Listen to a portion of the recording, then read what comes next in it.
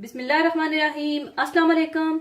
आज मैं shawarma garlic sauce बनाना सिखाऊंगी जो कि बहुत जबरदस्त गार्लिक सॉस बनेगा, जिसे आप शवारमा में इस्तेमाल कर सकते हैं या इसके साथ सर्व कर सकते हैं। तो इसको बनाने के लिए हमें चाहिए होगा mayonnaise half cup, cream quarter cup, fresh lemon juice 2 tablespoon, garlic बारीक चाप किया हुआ 1 टेबल स्पून और quarter teaspoon white pepper powder और क्वार्टर टी स्पून ही नमक चाहिए होगा।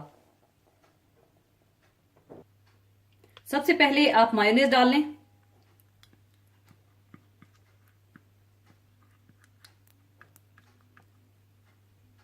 इसमें आप डाल लें क्रीम,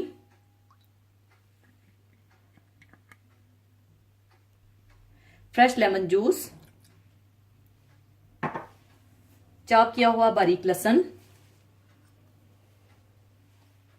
व्हाइट पेपर पाउडर और नमक डालकर अच्छी तरह से मिला लें।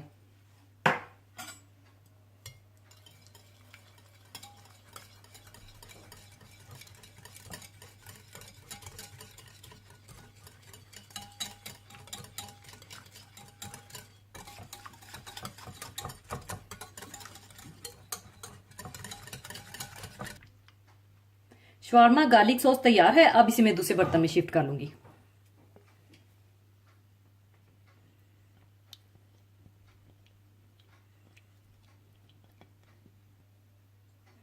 लीजिए, शवारमा गार्लिक सॉस तैयार है। इसे आप शवारमा में या शवारमा के साथ सर्व कर सकते हैं। तो जरूर बनाइएगा। और जाने से पहले एक हदीसे पाक शेयर करना चाहूंगी। हदीसे पाक इस तरह से है।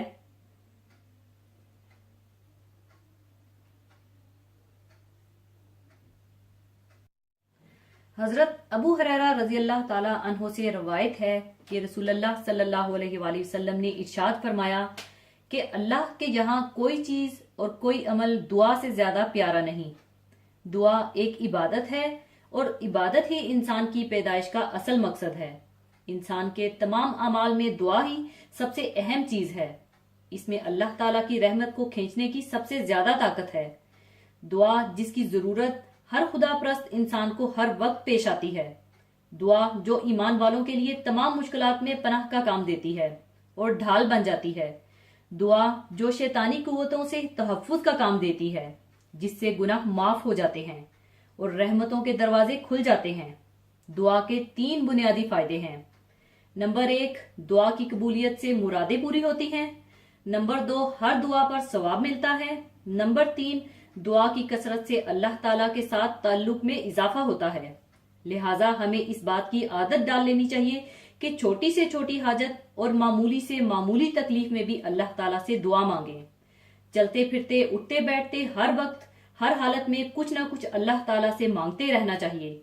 करके देखें, इंशाल्लाह इससे बहुत जल्द मसले हल हो जाएंगे।